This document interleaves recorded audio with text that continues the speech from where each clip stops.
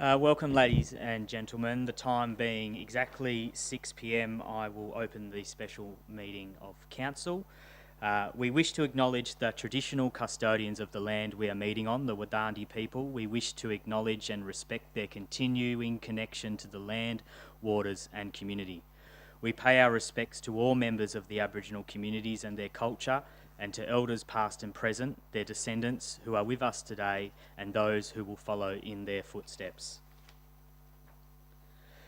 I wish to advise the Shire President considers it inappropriate to attend tonight's special council meeting in person, as he has recently tested positive to COVID-19 and is currently isolating in accordance with public health directions. Given the current COVID-19 state of emergency under the Emergency Management Act of 2005, which remains in place to the 1st of July 2022, under Regulation 14C and 14D of the Local Government Administration Regulations of 1996, the Shire President is able to authorise that a member attend a meeting by electronic means, including a special meeting of Council. The Shire has accordingly, under Regulations 14C and 14D, authorised himself to attend the special council meeting by electronic means, being via teleconference. Under Regulations 14C Clause 3, a person who attends a meeting via electronic means is taken to be present at the meeting. Councillor Kitchen, has joined us by teleconference and is currently present at the meeting. Additionally, given the Shire President is attending via electronic means, it is impractical for him to preside at this special council meeting. Under Section 5.13 of the Local Government Act 1995, if the presiding member is unable to perform the functions of presiding member, then the deputy presiding member may perform the functions. Accordingly, this afternoon, the Shire President has written to myself and the CEO to advise that he grants permission under Regulations 14C and 14D to attend via electronic means, and also requests that I preside this meeting under Section 5.13 of the Local Government Act 1995, and as so I will preside at the special council meeting this evening. Record of attendance. We have a full house, including the attendance of Shire President Councillor Kitchen via teleconference. There would be no request for leave of absence at a special council meeting. Public question time. Brian Hearn.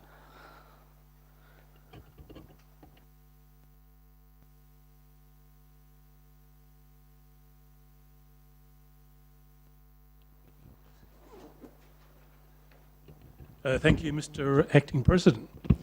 My question relates to workers' compensation insurance.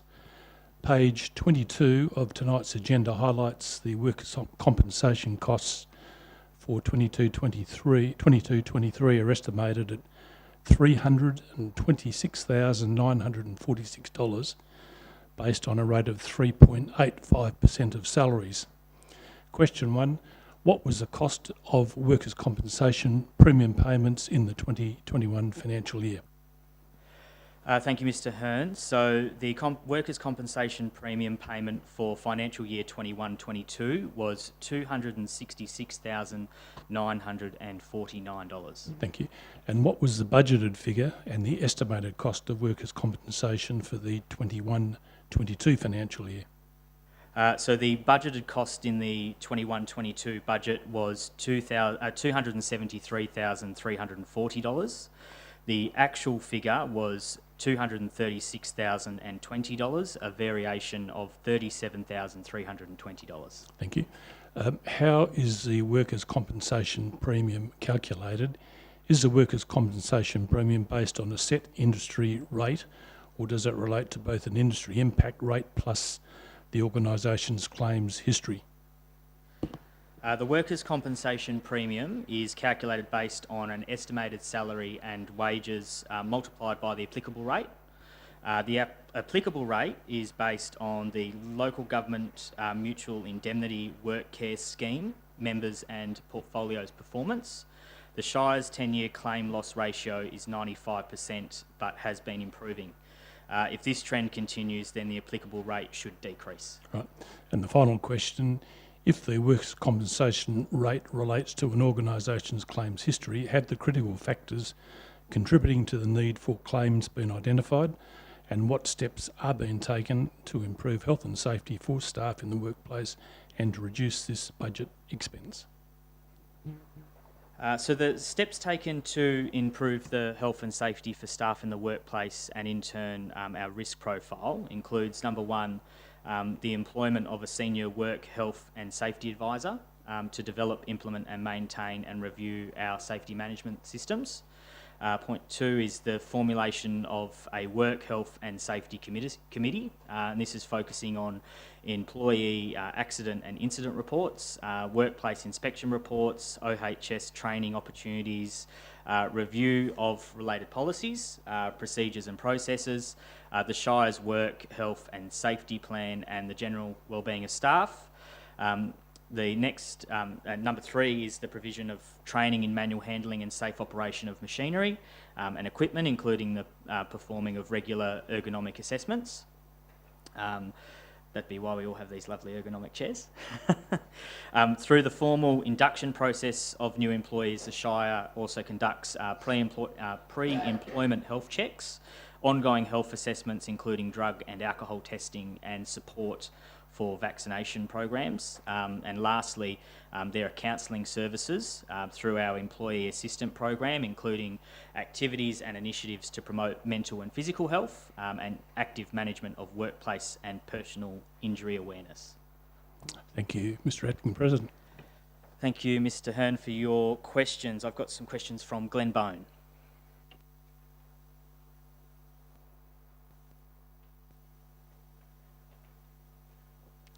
Thank you, Mr. President. I have three questions. Question one, bearing in mind that the Shire received its rating model review prepared by More Australia in January 2021 and at a cost of $21,980, and then in March 22, a detailed 32-page submission prepared by Neil Rowlandson and myself, why has Council not formally considered these documents as an integral part of its rating strategy for 2022-23? Thank you, Mr. Bone. So all the information, including the More Australia review and the submissions undertaken by yourself and Mr. Rowlandson, have been provided to councillors as part of the development of the rating strategy. Council's consideration of all available rating information has been comprehensive. And I think you'll see in the agenda tonight as well, there's been about 14 different workshops and briefings and learning opportunities for councillors in regard to the council's financial situation, rating strategies and the draft budget. Okay. Question two, bearing in mind that the Shire seems to be advancing its quest for a uniform rate over a 2-year period on the basis that rates are a tax and not a fee for service, what part of the principle of fairness and equity does the Shire not understand? Given that it is not illegal to set a lesser rate than $1 for the 475 special rural zone properties for the non-provision of significant amenities such as street lighting, curbing, roadside drainage, footpaths and public open space, isn't the Shire guilty of hypocrisy by preaching a mantra of radical change? So obviously the special council meeting tonight is here with the purpose to endorse and discuss the proposed rating strategy and is being asked to consider it's not being asked to consider a uniform rate in the special rural category. Any decisions about subsequent years are for council at that time. Thank you. Question three. It is noted that staff have proposed a menial increase of 2% in respect to rural properties. However, minimum-based properties will get a 3.25% increase. Wouldn't it be fair and consistent to apply the same 6% increase as is proposed for the residential sector, not only in the rate in $1, but also to minimums? Well, throughout the development of the rating strategy, a lower rate in the dollar for rural properties was considered, anticipating an increase in individual property values that has not eventuated. I guess at this stage, given Council will consider the proposal rating strategy tonight, your comment is noted, and we encourage you to provide that information during the public submission period for Council to consider in its final decision. If a rating strategy is endorsed tonight, there will be a 21-day public comment period, including 2 town hall meetings occurring tomorrow and Wednesday. Okay. May I put another further question while I'm at the microphone? Well, I was planning on taking questions from the floor, so I'd be happy to let you have another question, Mr. Bone. Yeah, the question is, how was this meeting convened tonight? Well, this meeting was called within the time period required as a special meeting of Council, and it is considering the single item, which is the draft budget rating strategy. Yeah, but who called it? Well, at the end of the day, well, it was the Shire President would have called it, and Council was advised throughout the workshop period, and probably over 3 or 4 weeks ago, I think, Council was advised of the meeting. Through you, could I ask the CEO if that was indeed the case? Well, yeah, I'd be happy to let the CEO make comment on that question if he's willing.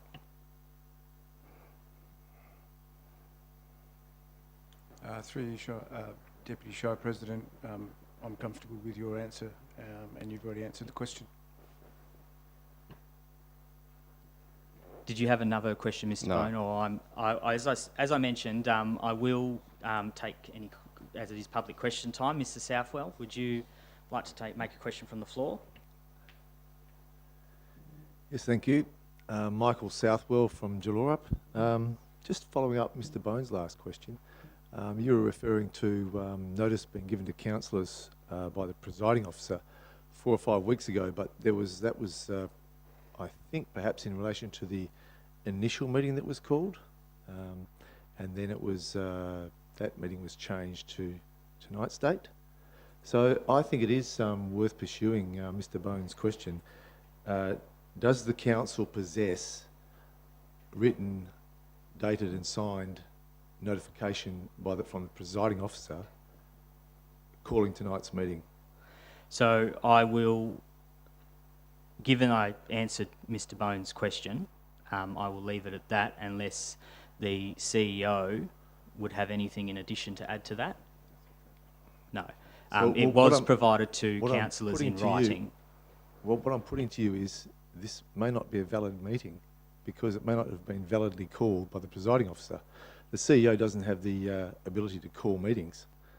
And if it is, I think it's at the start of the meeting, you were at pains to go through all the regulations and all of the government rules and numbers and called out all of the applicable regulations that apply to... Do you have a question, Mr. Southwell? Well, my question is, why won't you address the issue of whether this is a validly called meeting? So I believe this was a validly called meeting within the time frame that was required. And yes, the meeting had been rescheduled, and we are here tonight on the 20th of June to consider the draft annual budget rating strategy. Do you have any proof in front of you or at your disposal that the meeting was validly called? Now, I do believe the Shire President is willing to answer the question.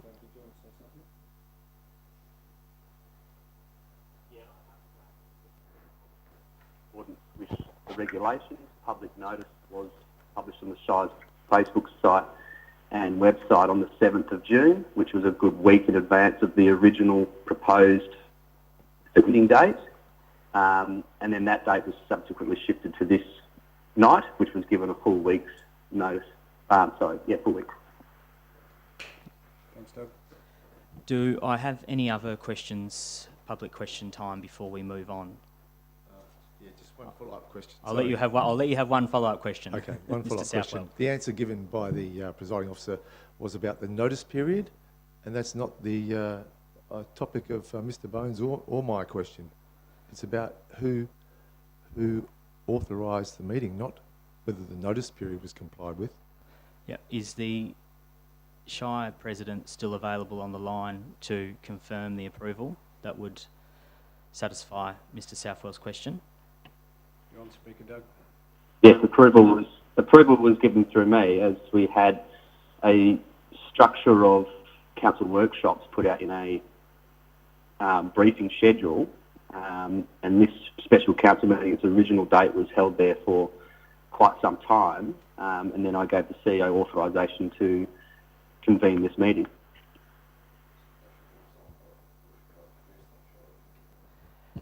It's not councillor question time. Sorry, Mr Cluse. Councillor Cluse. Okay, thank you, Shire President, and I understand you've probably got quite a sore throat and not feeling too well for answering that question. I will, unless there's no more questions, we will move on to item 4, declarations of interest. I don't have any declarations of interest on my desk, unless there's anyone who needs to make a declaration. Announcements by person presiding without discussion. I guess I would like to mention we've obviously have just to mention a few people in the room. We have former Shire Councillor Brian Hearn, and welcome back former Shire President Michael Southwell.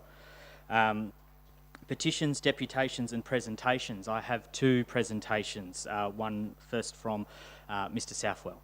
You have 5 minutes. Yes, thank you, councillors. I'm here to respectfully ask you to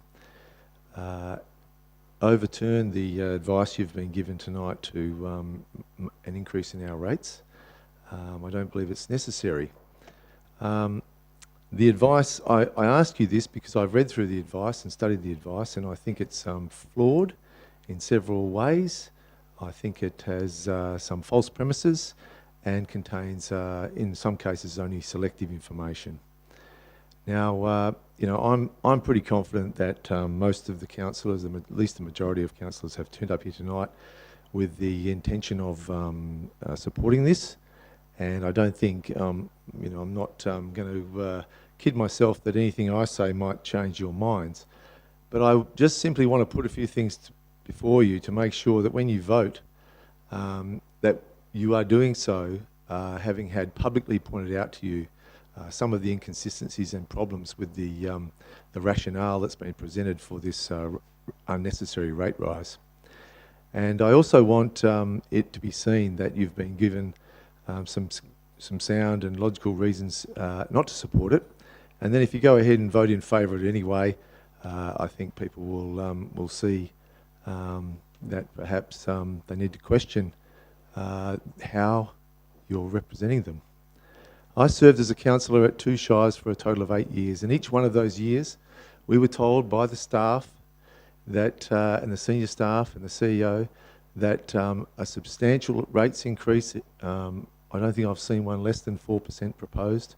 Each time it's been above the current rate of CPI, but they've told us with hands on their hearts it would be absolutely necessary to the proper functioning of the organisation, and anything less would be potentially catastrophic and damaging to the local government. Yet for the most recent 2 years, I'm proud to say I was part of this council's decision to ignore that advice. The first time I've ever seen it, in fact, and very proud to say we kept the rates at 0 for 2 years.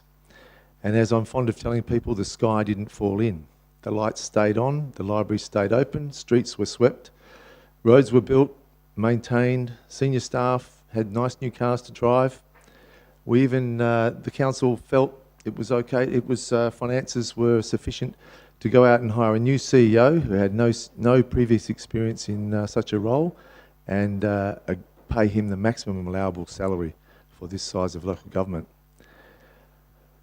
To my knowledge, no services were cut back as a result, and life continued as normal. Now, what people I think fail to realise is that even with a rate increase of 0, rates will continue to rise because the gross rental valuation of properties rises, and as that rises, you times it by the figure, and the rates income actually rises. And there's also always an increase It was stagnant for a while, but now it's increasing at pace in the number of dwellings in the Shire. And that will bring a natural increase in the rates income. So even if you kept rates, as we did, at zero, overall rates income increased, and if you did the same this year, it would continue to increase. So there would be more money for the Shire to work with, and there wouldn't be this catastrophic effect that we're the bogeyman we're all given every single time that we can't go on without a rates increase. Now, bear in mind, you have to bear in mind when you make this decision tonight, that the people that are asking you and encouraging you to increase the rates by 6% have a vested interest. They are the people that will be having the money to play with, for want of a better word. An extra $1.5 million this year if you approve this rise. That's an extraordinary amount of money. And I can't see anywhere in the reasons you've been given why it's needed, apart from a line there which says they want to hire another 3.5 FTEs for I don't know what. And that's not explained. You're also being asked to change the relativity between rating zones and make it cheaper, relatively, for rural landholders and more expensive for those on special rural lots, like myself in Stratham and Jallurup, where we have, and we live with, no footpaths, no street lighting, a couple of appalling playgrounds, and one of our busiest roads, Hasty's Road, still lacks curbing. There's gravel washing onto the road every time it rains. So for the life of me, I can't see why we have to pay proportionately more and more. No reasons given for this, except for the line, "This is fairer." Well, I don't think it's fairer. Explain how it's fairer. There's no justification for the overall increase. The staff in the background say they commissioned a report and paid good money for it, and this yielded in the background a comparison of average rates paid in other shires. Well, average rates in other shires is not a good comparison, because that depends on the rate times the gross rental value, which is the value of the properties. So if the neighbouring shire has higher valued properties, its average rates will be higher. It doesn't prove anything. It doesn't prove we're not charging enough. We're charging plenty, and it's going up due to the natural increases in GRV and the number of dwellings. And here's another thing that's I found a flaw, I think, in the background you've been given. For Dalyalup, they pay a special area rates because they have decent parks and playgrounds. So they pay a special area rate which is supposed to cover half of the cost of providing that. Okay, fair enough. Now, you were asked this year to increase that special rate by 13%. The background of that is that it's cost the Shire this year $400,000 less to provide the service. So in other words, the cost is going down for the Shire, but the rates are going up. The cost of that is going up for the residents of Dalyalup. Now that seems counterintuitive to me. Mr. Southwell, just note you've got about 30 seconds remaining. What are we offered in return? Just a few more employees. Now, councillors, this is a very important decision. This is probably the most important decision you make all year. You are voting on a compulsory tax where we reach out and grab money out of people's pockets. It's probably the most pernicious of all taxes because it's the one you can't avoid. You can avoid income tax if you want to work less, go part-time or casual, or not work at all, as some do. You can avoid GST by spending less. Essentials items are exempted from GST. So all other taxes, nearly all other taxes, you can avoid if you want to with your changes in your lifestyle. But everyone who lives in a house, everyone except those who are homeless, pays rates either through because they own the home or they pay the rates through the rent they pay for that home. So it's a very pernicious tax. It's a very big decision to take. And if you don't have a great justification in that background, if you don't have a justification that you're happy with, and you can see this is needed and not wanted, then you shouldn't do it. Thank you. Thank you, Mr. Southwell, for your presentation. I have one other presentation from Mr. Wayne Chambers.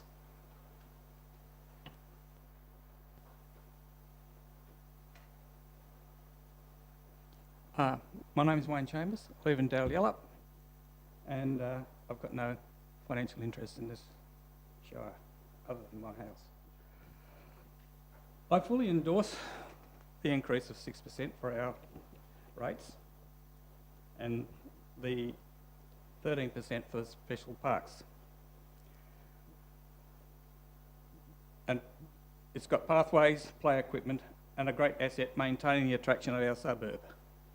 The increase is 80 cents per week to ensure our suburb retains this appeal. I've got no argument with it. I congratulate the staff and councillors for this budget, as the following has been achieved. General rate increase that is below the 3-year cumulative CPI, which has added up to 9.3%. Our increase is 6.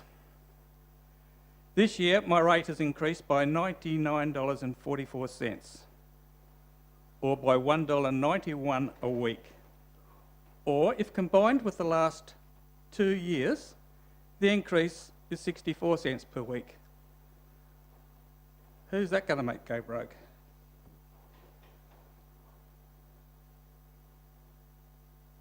To have the rate at 9.3%, the 3-year cumulative, would have resulted in my rates increasing by an extra 87% per year, 87 cents per year.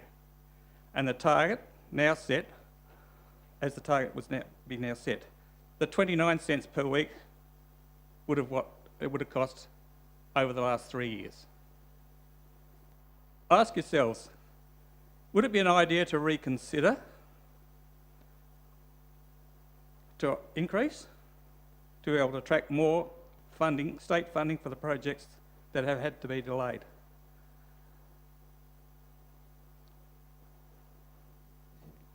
That's it, thank you. Thank you, Mr. Chambers. Sorry. I think we may have just lost the Shire President off the line. We will just reconnect him before I move forward, but thank you to both of our presentations this evening.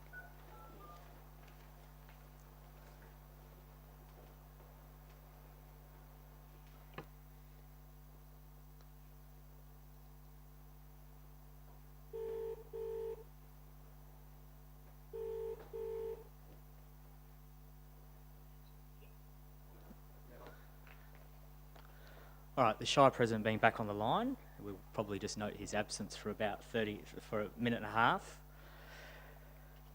Item number 7, reports. Item 7.1, the 2022-23 draft annual budget, annual rating strategy, differential rates. Do I have a mover? Councillor Noonan moves, and do I have a seconder? Councillor Terran-Troy. Councillor Noonan, I think you've foreshadowed an alternative recommendation. Councillor Noonan, can I get you to move what you wish to move first and confirm with the seconder that that is the intended recommendation to be seconded? Yeah, thank you, Mr. Deputy President. I would like to move the officer's alternative recommendation that we were handed this afternoon. I hope that most of you have had a chance to have a look through that. The two items on that, just to clarify it for any councillors who might not be sure, and for the gallery, people online, is that the local public notice be given in accordance of, the only difference, from the motion that you have in the agenda is that the 2022-23 unimproved value rate in the dollar for rural zones 10 and 11 be increased to 0.5589 cents in the dollar,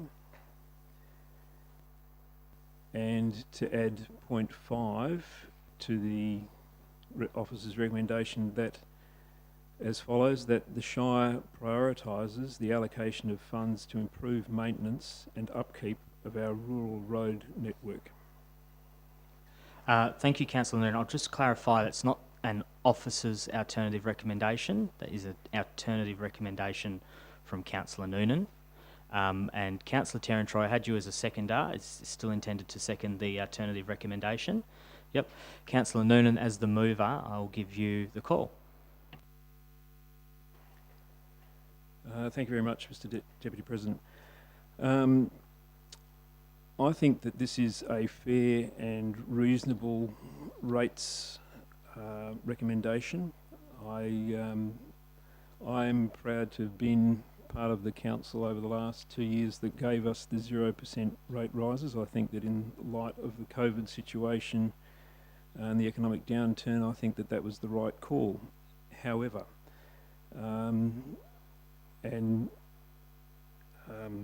mindful of the natural growth in land gate valuations and in the number of residents that we have, we also have an increase in expectation from our ratepayers.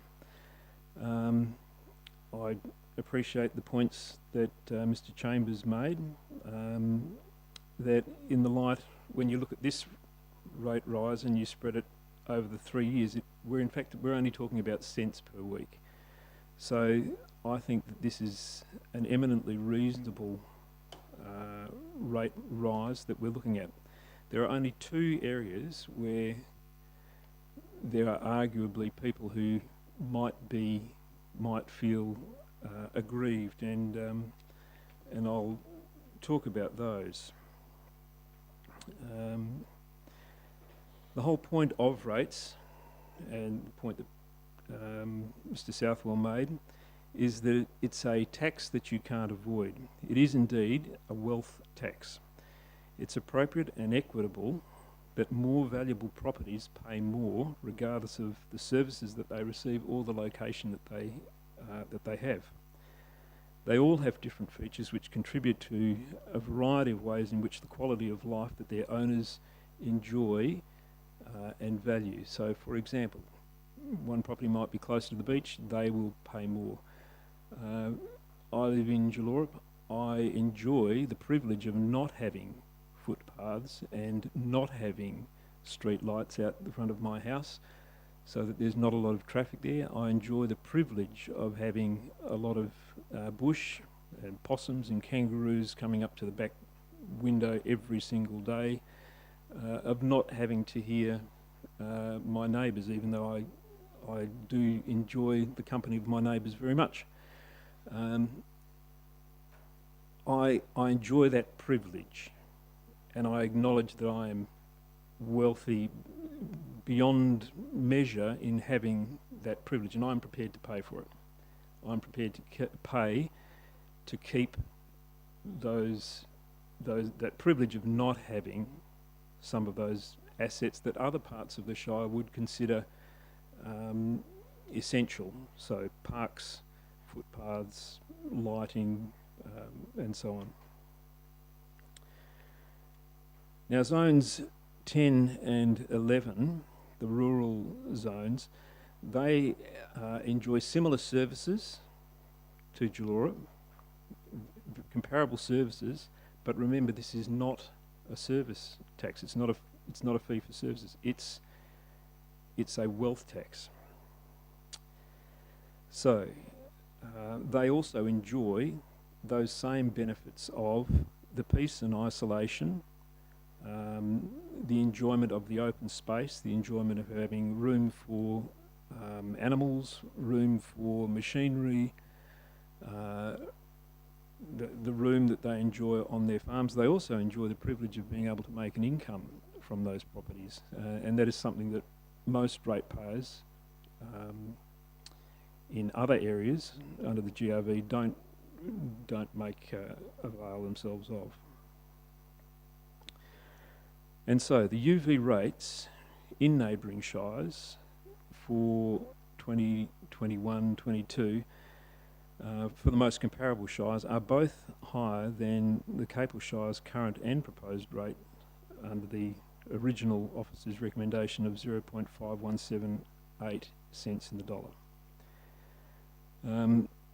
My recommendation is that that rate be increased to an equivalent to the Harvey Shire rate plus 2%, okay, because the Harvey Shire rate looks to be going up to 2%, and that would take us to that figure of 0.5589 cents in the dollar. Now, the Shire officers have seen this recommendation. They've run through the figures, done the numbers. This represents an increase of approximately 10%. So this 10% is the equivalent to Harvey's current rate in the dollar plus 2%.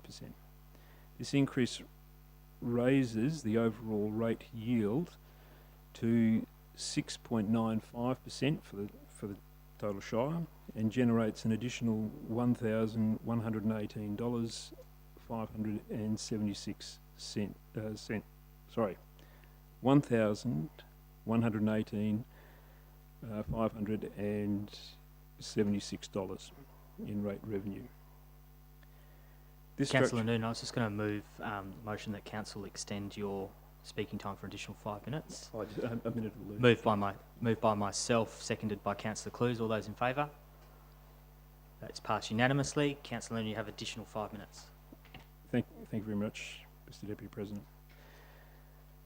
This structure is also fully compliant with the Act, and it reduces the number of UV zoned properties accessing the minimum payment from 384 properties to 361 properties. Now, with that additional rate revenue, it's spreading the rate burden, I believe, more equitably. One of the biggest concerns that was raised at the recent electors meeting at Boyanup is the condition of some of our rural roads, and I have driven on many of those roads, and I appreciate the concerns that the residents have. I think that we do need to do something about those roads, and that we need to do more, and we need to do more quickly than is currently available or currently possible in the planning with the budget that we have. And so the second part of the alternative recommendation is that the additional money, that additional $118,000 that's raised, is to be allocated or prioritised for improvement and maintenance and upkeep of that rural road network.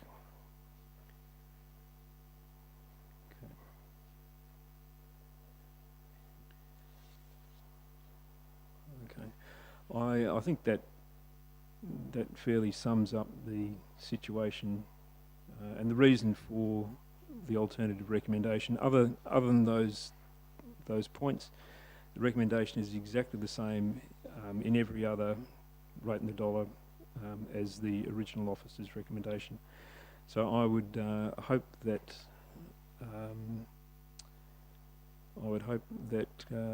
my fellow councillors would support that recommendation. Thank you, Mr. President. Thank you, Councillor Noonan. The second to Councillor Terran-Troy. Do you have anything to add to debate?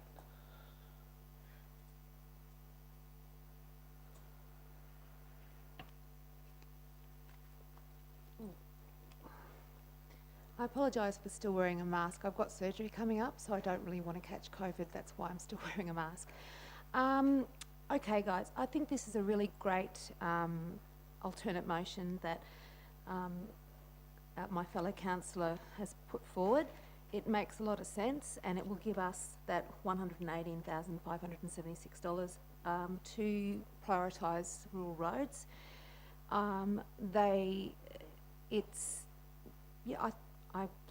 I actually think it's really fair, especially when everybody else has got an increase of 6%.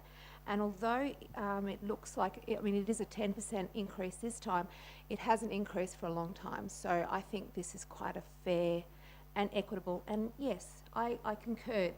It's not a fee for service. This is a tax. And so I think the unimproved land has sat on a very low rate for a long time. Thank you. Thank you, Councillor Terran-Troy. Do I have any other councillors who wish to speak? Councillor Clues. Thank you. Might I just ask a question for now, if that's okay? Questions are welcome. Can it be understood that the entire background from the original item carries over to this alternative? Yes, it can. The only thing that changes in the rating strategy in this alternative motion is zones 10 and 11. I believe as well that there was some background provided. So the only two changes to the alternative recommendation are the new rate in the dollars for zone 10 and 11, and the addition of 0.5 to the alternative recommendation. Did you wish to speak as well, Councillor Clues? You can reserve for now. I'll reserve for now, thank you. I will just myself foreshadow the original officer's recommendation. In the chance that this item does fail, the foreshadowed motion will be able to be moved and debated. Do I have any speakers, do I have any councillors who wish to speak? Councillor McCleary. Thanks, Councillor Shardo. Look, this has been a very long process that we've gone through. It's very comprehensive. We've looked at all the scenarios, and the modelling tools that we've got now are far in advance of what we've had before at Council, and we can see the long-term impacts of the various changes and how that affects reserves and future works. The decision that we make tonight is not just about this year's rates. It's a long-term view of where our costs are heading, and it gives, I mean, sure, there's a bit of prediction in future years of where CPI will sit. We're also looking at a CPI that's up near 6%, 7% already, and we've got costs coming in for contracts, and I know it from working in the industry. There's 30% increase in costs to do things these days. We have to do an increase to the rates just to manage that part of it.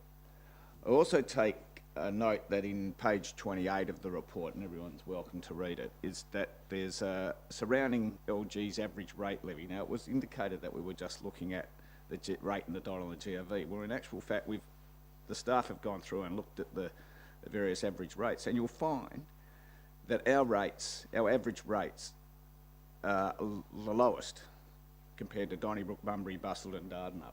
So that's the way it's been looked at. It's not a reason that we need to get that. We've made a decision, or not yet, but what we're looking at is to make a decision that the rates in the dollar and what we need to run our business, the comparison's there just for comparison's sake. But it does show that we are quite a bit lower than the other surrounding councils. So the other thing I'd like to point out, that everything that we spend at council goes to everybody. Every ratepayer gets a benefit out of it. Doesn't matter where you live.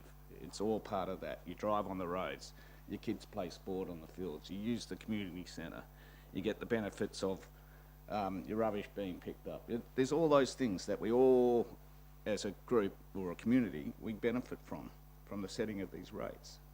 So yeah, look, I'm quite happy with the change in the decision. I've got a little bit of a concern of how that looks to an individual block, because I don't know, we don't get down to that level. But hey, it's out there for comment. Well, no doubt if someone's got an issue with it, they'll come back to us before the final decision about these rates. Also, we've got 2 workshops coming up over the next 2 nights. One's in Daryellup and one's in Boynup. So get along to them. Make your comments known. This is all about how we're going to work through this process of setting the rates this year. Thanks.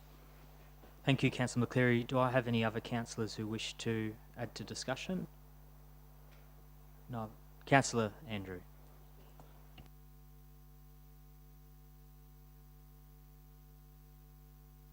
Microphone, please. I won't be supporting the officer's recommendation tonight or the alternative motion.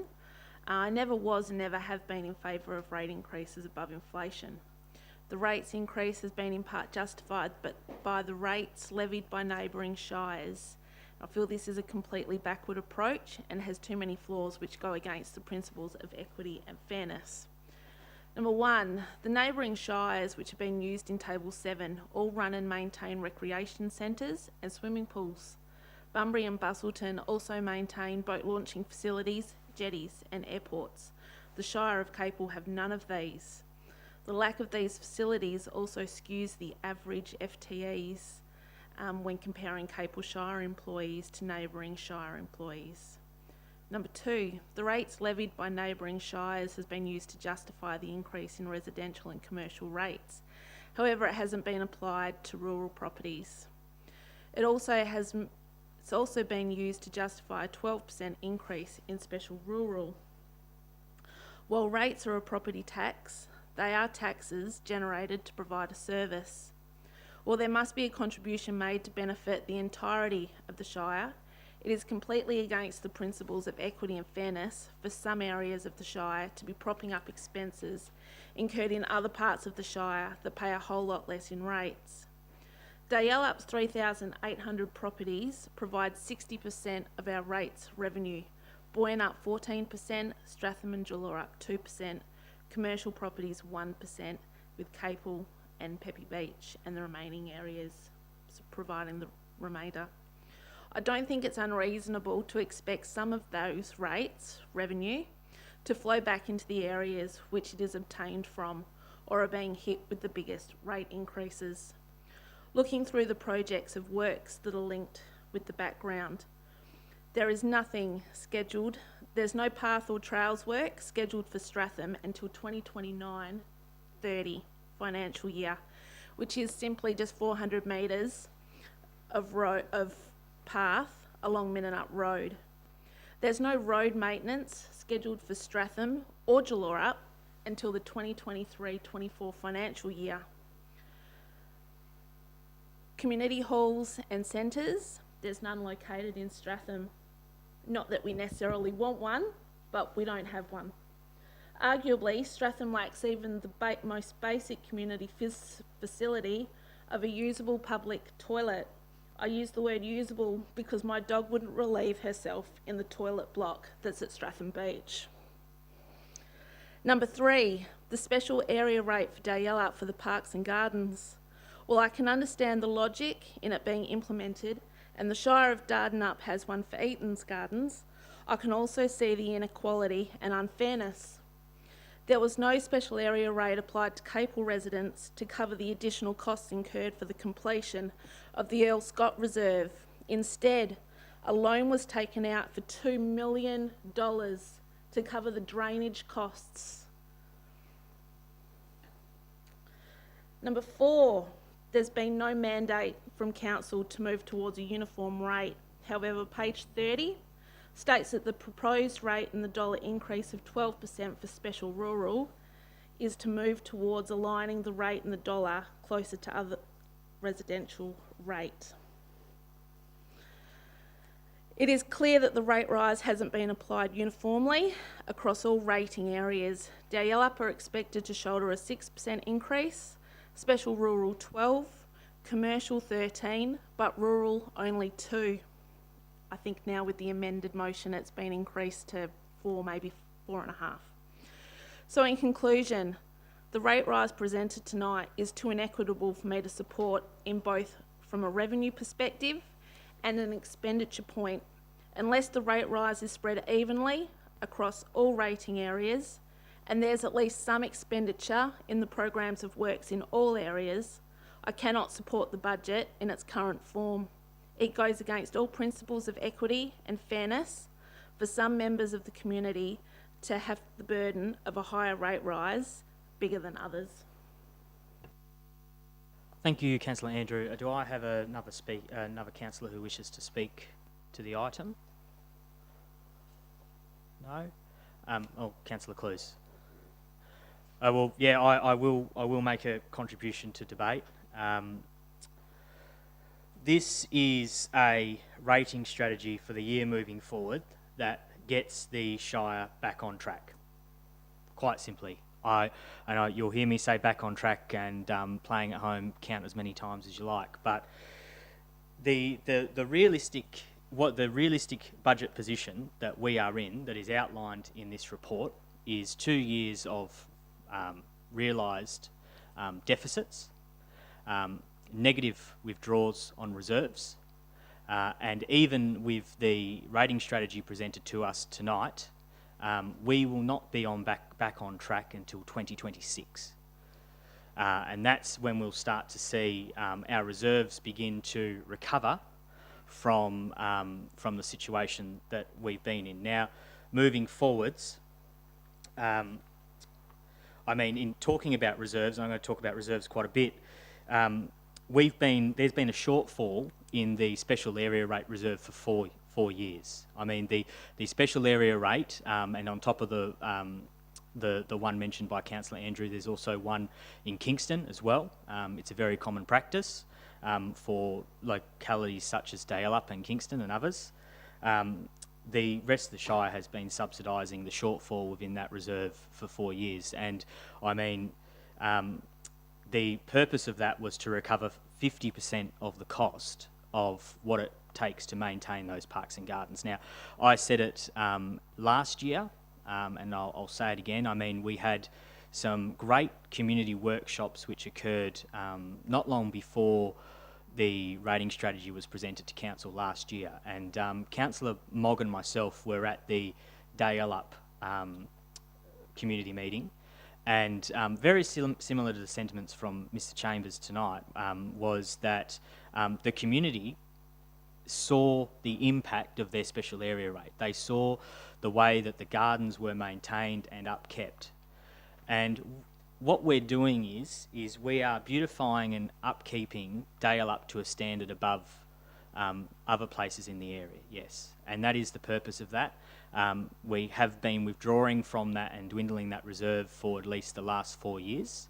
I mean, I've had a number of communications today from members of the community saying, why are you just lumping this in now? Why are you just lumping this in now? I mean, we tried to do this last year.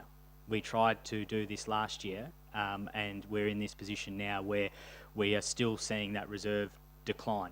So talking about reserves, 7 of the 11 reserves that we have will be going backwards as per what's in this report. 7 of the 11.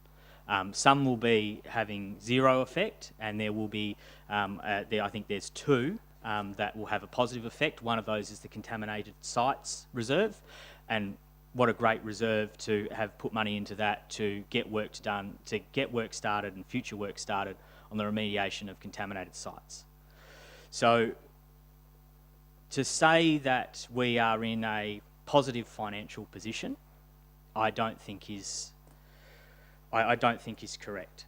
And I mean, we are going to get back on track. That's what we're here to do. That's why I will be supporting the alternative recommendation and the officer's recommendation if that item is presented to Council tonight, because I want us to get back on track. And we are also paying down debt. And I mentioned as well, you know, Elscott Reserve was funded through royalties for regions. I think it was nearly $3 million. You know, state government funding assisted with that. And I mean, don't get me started on the state government. I mean, councils are continually taking on the costs and covering the gaps of new state government legislation, red tape. We're in a position now where the cash rate, the inflation, not cash rate, sorry, inflation for local governments, and the inflation and blowout of costs in associations to projects that we've had planned for the next 5-10 years of 20+%. We either don't deliver them or who covers the costs. I'm not saying tonight that we cover those 20% costs, but I mean, that is a challenge and situation that we're in. The rate of inflation within local government is far more significant than, in fact, it's more significant than the proposed 6% yield. And I said that last year, and I'll say it this year. We go backwards, and I do get the argument. And I mean, you know, we have to be within reason. But I mean, what's the alternative? Do we slash the SAR? Do we let the parks and gardens in?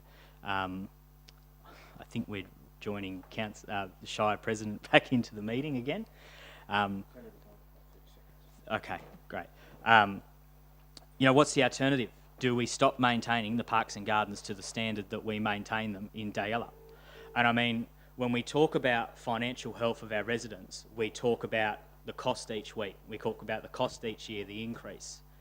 We don't talk about the fact that the medium house price in Dayalup has gone up nearly 4%.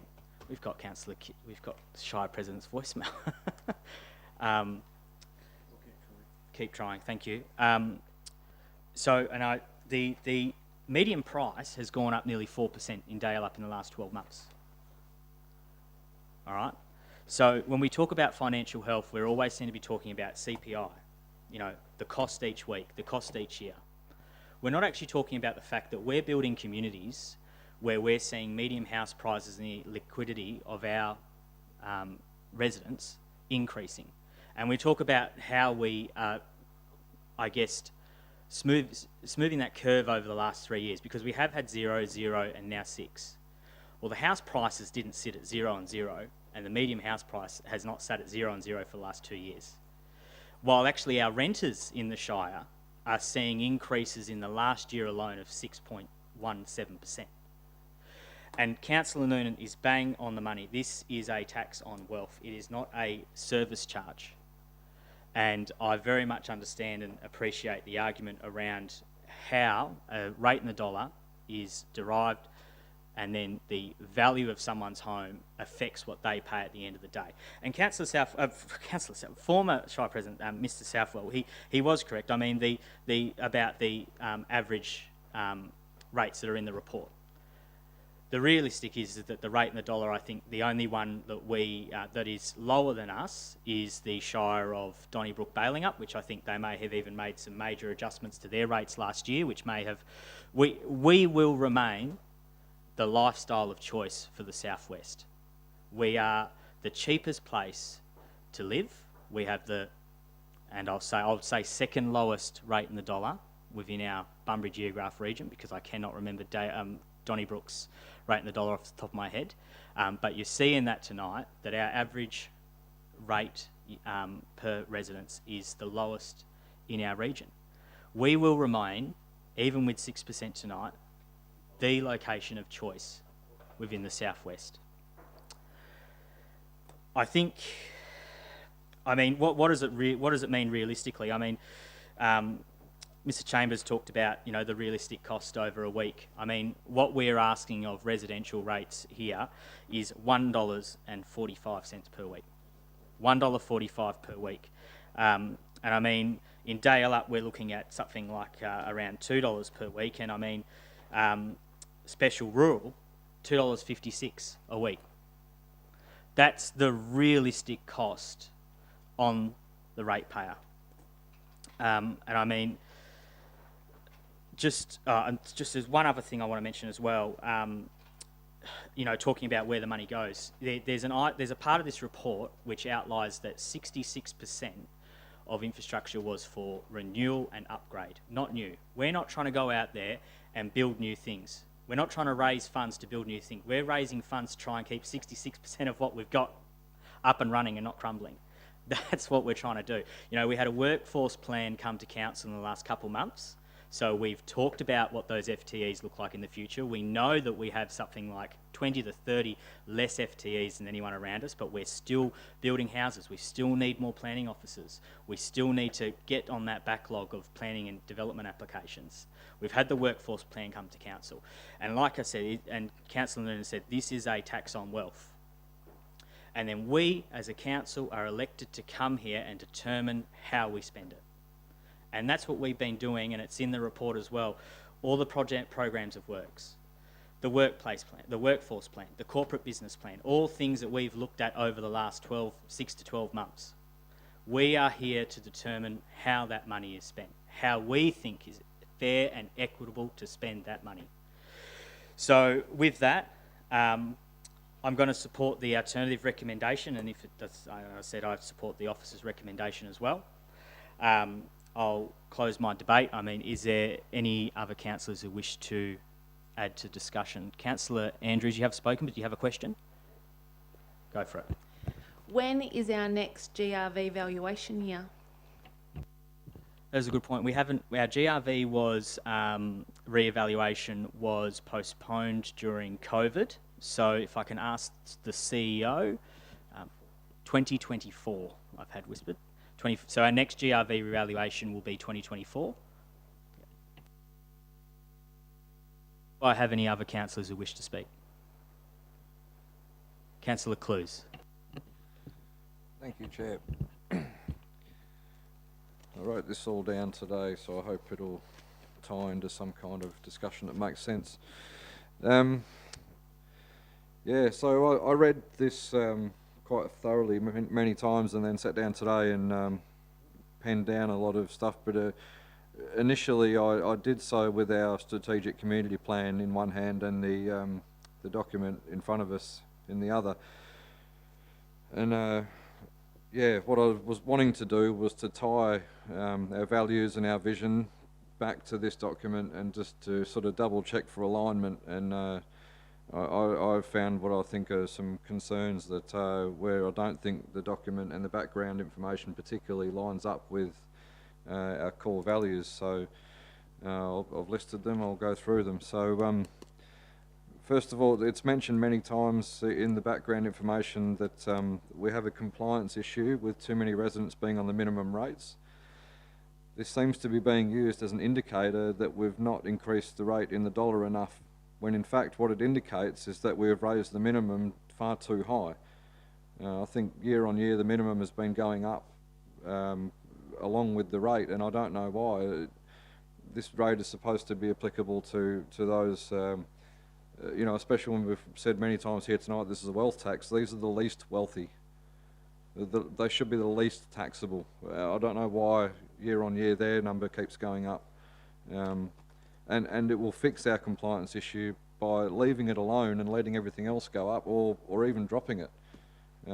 That's how you get less people on the minimum and more people paying their GRV. Now, page 28, as my computer goes black. Yeah, down the bottom of page 28, the last little bit, it's mentioned that it is essential, according to this background, essential, not desired, not, you know, not preferred, it is essential that the rating strategy is designed with the following needs in mind. The rate structure, this is number 2, the rate structure is compliant and does not require ministerial approval. Simply by having differential rates, we're going to require ministerial approval. So that makes no sense whatsoever. And not only does it make sense, it gives me concerns that there's some drive, some background possible desire to shift to a uniformed rate in the dollar. That is a direction that this Shire and this council has never ever come to. We've never sat at this table and said we should be going for a uniform rate. So this is a direction that's in stark opposition to council's decisions. And I can't believe that it's in this document. And then, so on that, number 4, the structure allows for future consideration of aligning to a uniform rate. This is essential, according to this document. This is directly opposing council's directions to use differential rates. This is an issue that will require a debate on its own. Outside of rate reviews, outside of anything, that on its own is a single issue that will require a debate, and it's worthy of a debate. It does not belong in this document. Now, that's that part. Page 30.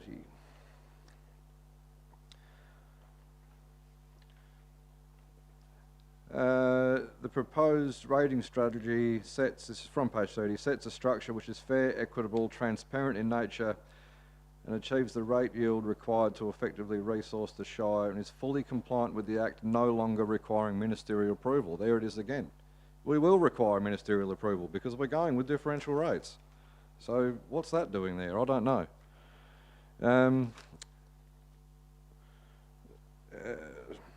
The next thing is it's described in quite detail that we have a problem with too many vacant properties on minimum rate. Then it's expressed right after that we are increasing the vacant GRV by 13%. This will make the problem worse, not better. I don't understand that. That doesn't make sense at all. It's backwards. Special rule is supposed to go up 12%.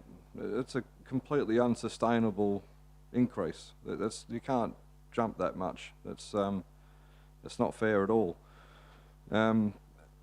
but then straight after that's mentioned, it's mentioned again that this is done in an effort to work towards a uniform rate.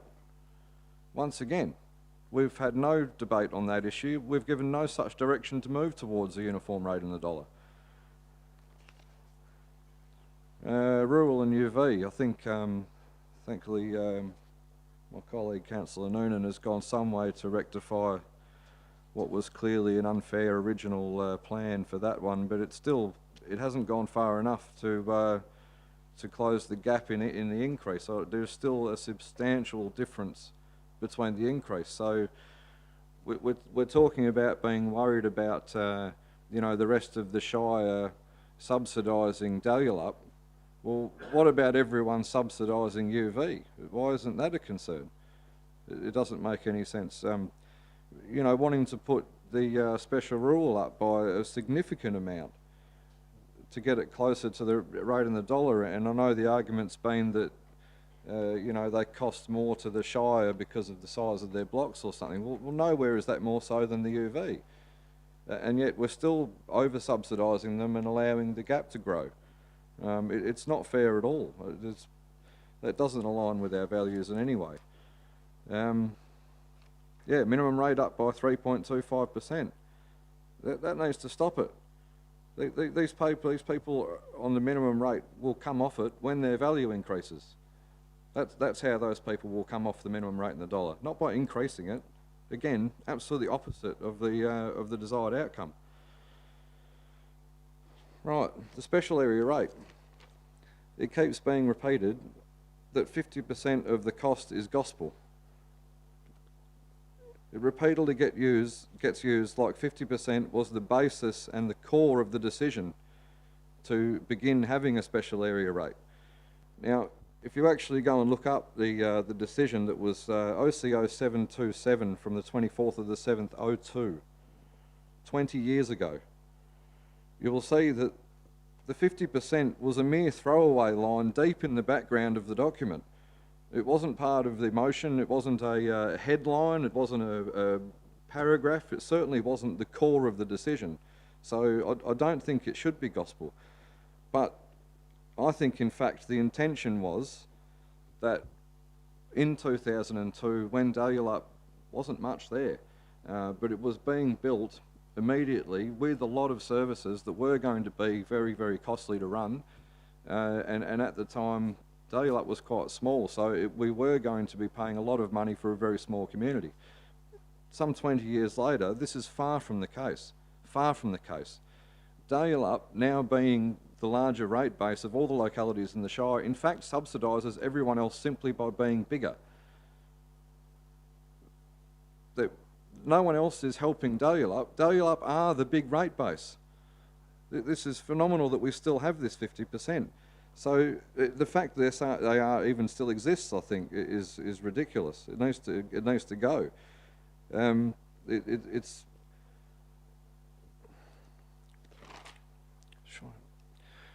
yeah, and Dalyellup continues to grow faster than any other locality in the Shire. So the bigger it gets and the more it grows, the more it becomes the central rate base and the biggest rate base. This 50% thing and having the SAR at all, it could potentially become nothing more than an unfair double dip on Dalyellup.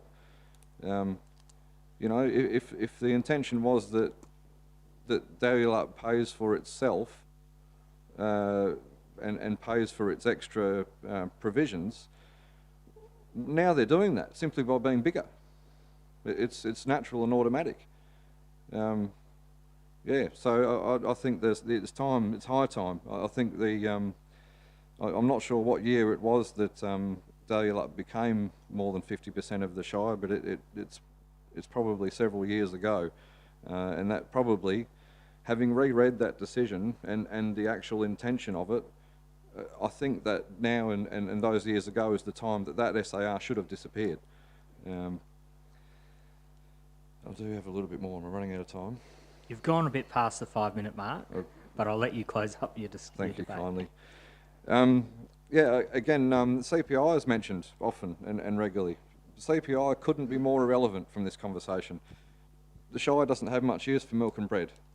There's no point in using CPI. It's a throwaway thing that it's nothing more than an excuse. But we are blessed in local government that we are given a LGCI, which is a local government cost index. It's a supplied figure. It's easy to find. You can just Google it. I think WA.gov might provide it on their website. And again, interestingly, that figure, you know, we're hearing about all these cost increases of 20%, it's been mentioned tonight, 30% has been mentioned tonight. The current LGCI is 5.7%. It's just scare tactics or something, I don't know, but it's not true. There's no 30% or 20% increase to the cost of running the Shire. It's 5.7%. That's it.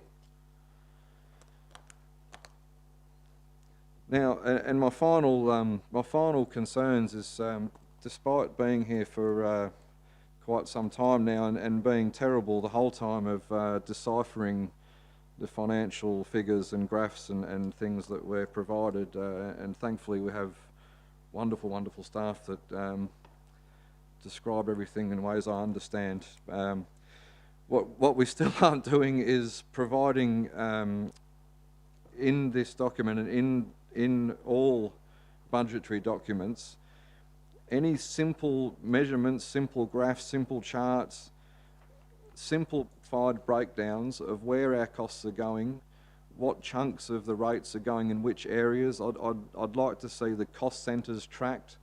I think the community would like to see the cost centres tracked. We'd actually like to see which cost centres are changing as a percentage of total rates, as a dollar figure of how much these cost centres in the Shire are increasing or decreasing. We know we've had some costs go down, like that of Dalyellup. I think that would be much more transparent and accountable way of us getting across this information in a way that everyone can understand it. And if you did that, you might find the community better understand that rates might need to go up. But for the time being, I can't understand from this background why we're doing this other than to have a target of a unified rate in the dollar, which is a target we don't have. We've never asked for. We don't want that. Every year we say the same thing. We're sticking with differential. We believe it's the fairest thing for our local government. That's what we're going to do. So far, that's what we're going to keep doing. Stop talking about unified rate in the dollar until we have had a debate and asked for it. That's the only way it should be done. Thank you, that'll do. Thank you, Councillor Clues. Do any of the remaining councillors wish to speak on the item? If that is the case, I will ask the mover to close debate. Thank you, Mr Deputy President. I'd like to thank all of the councillors who have contributed to the debate. I appreciate very much their passion. I'd also like to thank Mr Bone, Mr Southwell, Mr Chambers for coming along in the presentations and deputations that you made. I'd like to echo Councillor McCleary's comment that there are meetings tomorrow night at Boyanup, 5:30 at the Hugh Kilpatrick Hall, and on Wednesday, 5:30 at the Dalyellup Community Centre. Those community workshops which will be able to look at the rates model, that whatever rates model we pass tonight. I think the debate has been good. I appreciate the passion and the concern. I think the thing that comes out very clearly is that we all enjoy living in the Shire and that we care about the Shire and the facilities and the opportunities that it presents for us. So I'd like to commend this alternative recommendation to my fellow councillors. Thank you, Mr President. Thank you, Councillor Noonan, for closing debate. I will just check before I take a vote that Councillor Kitchen is still on the line. Yep. We are dealing with the alternative recommendation. All those in favour? I've got 5 show of hands. All those against? I've got 3 show of hands. And if Councillor Kitchen is able to give us his vote verbally. I'll just repeat that for the microphone. Councillor Kitchen. I am in favour. So the motion is carried 6-3.